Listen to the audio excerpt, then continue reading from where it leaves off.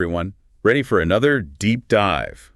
We got a request to take a closer look at the Fluent U article, the 12 most effective strategies for learning any language. Yeah, there's a lot of language learning advice floating around out there. So much. It can be hard to figure out where to even start. Exactly. So we're going to break it down and see what really works. Sounds good. So the article jumps right in and talks about the 80-20 rule. Oh, yeah, that's a classic. Instead of trying to do it all, how can we focus on those 20% of activities that really move the needle? Right, it's about finding those high-impact strategies that get you 80% of the results. Exactly. And the article gives a great example with vocab. Oh, yeah, like what's more effective? Passively studying huge vocabulary lists for hours, Right. or focusing on mastering those 100 most frequent words. Oh, that's such a good point. Right, so you're actually using the words you're learning in real conversations. Yeah, instead of just kind of knowing them in theory. Exactly. It's all about making those words active in your vocabulary.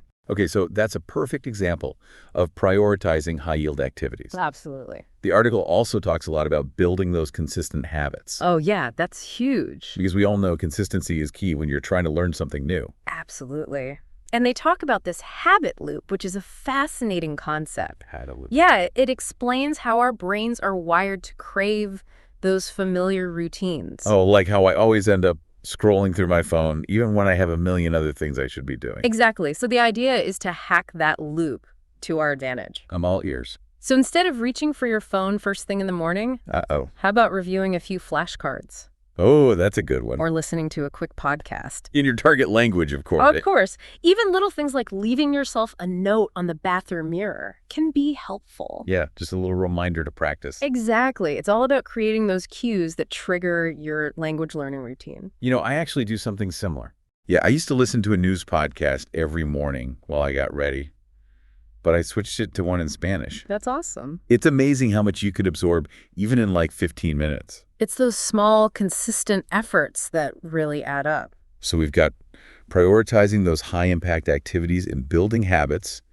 But what about those of us who feel like we don't have any free time? I know, right? Everyone's so busy these days. Well, the article addresses this too with the concept of hidden moments. Hidden moments? Yeah. Think about all those little pockets of time you have throughout the day. Like waiting in line? Exactly. Yeah. Or commuting, or even doing chores. Yo, I'm starting to see where you're going with this. These are prime opportunities to sneak in some language learning. So instead of scrolling through social media while I wait for the bus, I could be listening to a language podcast. Exactly. Or reviewing flashcards on your phone. I never thought of it that way. It's amazing how those minutes add up. It's like finding hidden treasure. Right. And these hidden moments are oftentimes when you wouldn't be doing anything super productive anyway. So it's a win-win. Exactly. Okay, so we've got prioritizing time-forming habits and finding those hidden moments. This is already a game changer. It is. But wait, there's more. Oh, I know the article doesn't stop there. It also dives into a bunch of specific techniques, right? It does, and some of them are so simple, yet so effective. Like what? Well, one that always comes to mind is labeling everyday objects around your house in your target language. Oh, I actually tried that. You did? Yeah. I started by labeling my coffee maker in Italian. It was kind of a silly little thing. But did it help? It did. It became a little inside joke with myself, but it also reminded me to practice those words every morning. That's awesome. It's those little things that make a difference. It really is. Right. So what other techniques jumped out at you?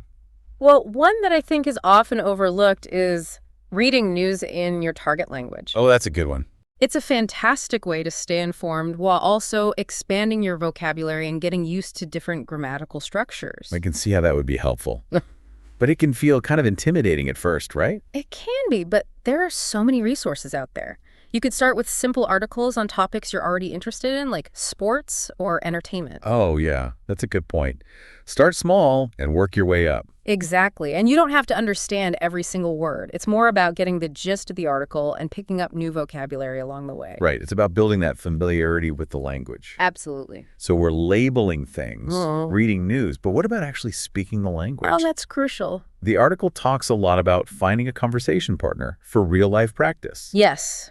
It's one thing to learn grammar and vocabulary, but it's another thing entirely to actually use it in real time. Totally. Have you ever tried a language exchange before? I have, and it was both terrifying and incredibly rewarding. I can imagine. It really pushes you to step outside your comfort zone and actually use the language you've been learning. It's like taking all that knowledge and putting it into action. Exactly. It can be a bit clunky at first, but those moments of connection when you successfully communicate an idea in another language are truly magical. It reminds me of that part in the article about thinking like a kid when learning a language. Oh, yeah. That's so important. Kids aren't afraid to make mistakes. They just dive right in. Exactly. There's a lot we can learn from their fearlessness. They don't get bogged down by perfectionism. They're just excited to communicate. And they often learn through play and exploration, not just rote memorization. Speaking of which, the article mentions using children's books and stories as a valuable tool. Oh, absolutely. Children's stories are a goldmine for language learners. Really? Yeah. They use simple vocabulary and grammar, but they're still engaging and often quite funny. That makes sense. And you can find versions in almost any language. It's a great way to pick up new words and sentence structures naturally. And they can be a fun way to take a break from more intensive study sessions. Definitely. Wow, we've covered a lot of ground here. It's clear that effective language learning is about being smart and intentional with your approach. It's about finding what works for you, building those consistent habits, and making language learning an enjoyable part of your daily life. That's a great way to put it.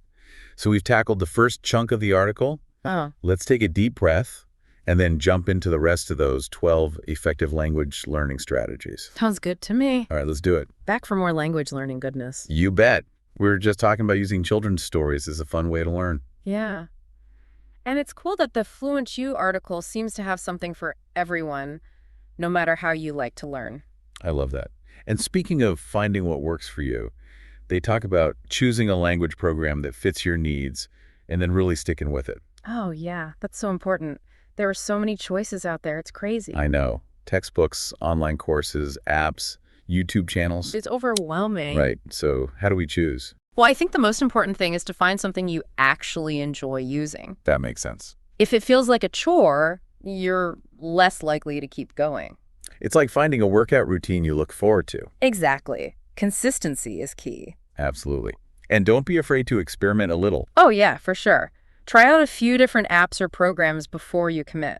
Right. See what clicks. The article also mentions looking for programs that use spaced repetition. Oh, yeah, spaced repetition. I've heard that's a really effective technique. It is. But how does it work? That's what I'm not totally clear on. Basically, you review material at longer and longer intervals. Okay. It helps your brain move information from short-term to long-term memory. So instead of cramming a bunch of vocab and then forgetting it right away. Exactly. You space out those reviews over time so the words really stick. It's like building a muscle. Yes.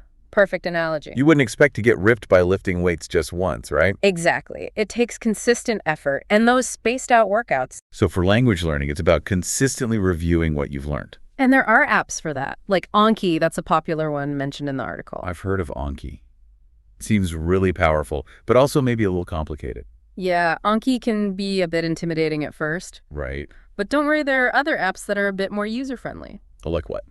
Well, Memrise and Quizlet are good ones. They use spaced repetition, too. Cool. So there are options out there for everyone. Absolutely, from tech-savvy learners to those who prefer a simpler approach.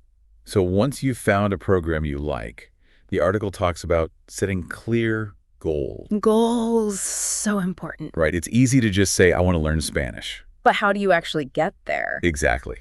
The article suggests setting a SMART goal. Smart. Yeah. Specific, measurable, achievable, relevant, and time-bound. Oh, I like that. Right. So instead of a vague goal, you could say, I want to be able to hold a basic conversation about my hobbies in Spanish by the end of the year. Now that's a goal you can work with. Exactly. Yeah. It's actionable. And having that deadline can really help with motivation. For sure. The article also talks about using flashcards. Flashcards, those still exist. Right. They seem kind of old school, Yeah, like something we did in high school. but maybe there's something to it. I think there is, especially when you combine them with spaced repetition. Makes sense. They can be a really effective way to memorize vocabulary and grammar rules. So the key is to use them consistently. Absolutely. Don't try to cram everything in at once. Right. Consistency is key for pretty much everything. It really is. So beyond flashcards and structured programs, the article talks a lot about immersion. Immersion. Yeah. Like even if you can't travel to a country where your target language is spoken, you can create an immersive environment at home. Oh, that's interesting. How do you do that? Well, we've already talked about labeling things around the house. Right. But you can also change the language settings on your phone and computer. Oh, that's a good one. Listen to music and podcasts in your target language. Right. Watch movies and TV shows with subtitles. Okay, yeah, I see where you're going with this. You could even try thinking in your target language throughout the day. Wow, that's next level. It's all about surrounding yourself with the language as much as possible. Right, like creating that language bubble. Exactly. And, I remember when I was learning French, I started listening to French radio while I cooked dinner. Did you understand everything? Not at first. But over time, I started picking up more and more words and phrases. That's amazing. It's like your brain was getting a passive workout. It really was. Yeah. So don't underestimate the power of passive learning. Right. Even if you're not actively studying, just having the language in the background can help. That's like priming your brain for active learning. Exactly. So we're immersing ourselves, setting goals, finding a program we love. What else does the Fluent U article recommend? Well, there's one thing they mentioned that might surprise you: setting financial stakes. Financial stakes, like betting on yourself. Exactly. There are websites and apps where you can essentially put money on the line to achieve your language goals. So if you don't meet your target, you lose the money. Or it gets donated to charity. Wow, that's pretty intense. It is. It might not be for everyone. Right. It can be really motivating for some people. I guess so. Especially if you're the kind of person who thrives on a little pressure. It's like having a personal cheerleader and a drill sergeant all rolled into one. That's a funny image. Right. But even with the best intentions, we all hit those motivation slumps sometimes. Oh yeah, for sure. Language learning is a marathon, not a sprint. So how do we push through those tough times and stay on track? Well, the article talks about the importance of finding a conversation partner. Oh yeah, we touched on this before. It's crucial. Having someone to practice with, someone who can challenge you and give you feedback, can make a world of difference. And it adds a social element to language learning. Right. It becomes less about solitary studying and more about connecting with others. It's like joining a gym with a friend. Exactly. You're more likely to show up and push yourself if you have someone to share the experience with. And it doesn't have to be a formal language exchange. Right. You could find a friend or family member who's also learning the language. Or connect with someone online. There are tons of online communities dedicated to language learning. Oh yeah, those can be great. They're so supportive and encouraging. And just talking about your language learning journey with others can help you stay motivated. It's like having a built-in cheering section. Exactly. And remember, it's okay to make mistakes. Oh yeah, for sure. We all make mistakes. It's part of the process. That's how we learn and grow. So don't be afraid to put yourself out there and practice. Absolutely. So we're building habits, immersing ourselves, finding a study buddy. And celebrating those small wins along the way. Exactly. It sounds like the Fluent U article really emphasizes that language learning is a holistic process. It is. It's not just about memorizing words and grammar rules. It's about connecting with others, experiencing different cultures, and expanding your world. And speaking of holistic learning, let's move on to another important aspect. The article covers how to make language learning more fun and enjoyable. Okay, I'm all ears. Let's talk about the fun stuff. Okay, so we've covered so much already. It's kind of mind-blowing how many different approaches there are to language learning. Yeah, the Fluent U article doesn't mess around. Right, and they make it clear that there's no magic bullet, no one-size-fits-all approach to fluency. It's about finding what works for you and creating a learning experience that's both effective and enjoyable. And that's where this next part comes in. Oh, yeah. It's all about finding the fun in language learning. So important. It's easy to get bogged down in the nitty-gritty sometimes, like textbooks and grammar drills. Totally. But at the end of the day, language is about communication and connection. That's what it's all about. And the article encourages us to approach it with a sense of playfulness and curiosity. Like we're kids again. Exactly. Remember how easy it was to pick up languages when we were little? Yeah, we weren't afraid to make mistakes. We were just eager to communicate and explore. Exactly. And the article says that's something we can recapture as adult learners. How do we do that? Well, they talk about embracing those aha moments. Aha. You know those moments of sudden understanding or connection when something just clicks? Oh, yeah. Those are the best. It's about finding joy in those little victories. Like finally mastering a tricky grammar rule. Or understanding a joke in your target language. Oh, my gosh, yes. Those moments are so rewarding. Right. They remind us why we're doing this in the first place. Totally. And the article emphasizes celebrating those wins no matter how small. Exactly. It's about recognizing how far you've come. It's so easy to get caught up in what we still don't know. Right. Or comparing ourselves to others. But the article reminds us to focus on our own progress and celebrate those milestones. It's all about perspective. Totally. And one way to do that is to use your target language creatively. Ooh, that's a good one. You could write poems or songs. Oh, wow. Try your hand at creative writing. Even just play with words and puns. Exactly. It's about seeing language as a tool for self-expression. Not just a set of rules. And the article also suggests using your target language to connect with other people. Oh, that's huge. Join a language conversation group, find a tandem partner. Or just chat with friends or family members who speak the language. Right. Language learning is inherently social. It is. It's about connecting with others, sharing ideas, and experiencing different cultures. And those connections can be so enriching and motivating. Absolutely. When you see how language can open doors to new friendships and experiences, it adds a whole new layer to the learning process. It becomes less about acquiring knowledge and more about expanding your world. Exactly. And you know what? The article ends with a really important message. What's that? Be patient with yourself. That's so important. Language learning is a journey, not a destination. It's okay to make mistakes along the way. It's all part of the process. And it's important to remember that there will be ups and downs. Frustrating moments, times when you feel like giving up. But the key is to keep going. Never lose sight of your goals. So there you have it. We've explored all 12 of those effective language learning strategies from the Fluent U article. And it's clear that there's no shortcut to fluency. It's about finding what works for you, building those consistent habits, and embracing the journey. With all its challenges and rewards. It's about being strategic, persistent, and most importantly, having fun along the way. Because when you enjoy the process, you're more likely to stick with it. And reach those language learning goals.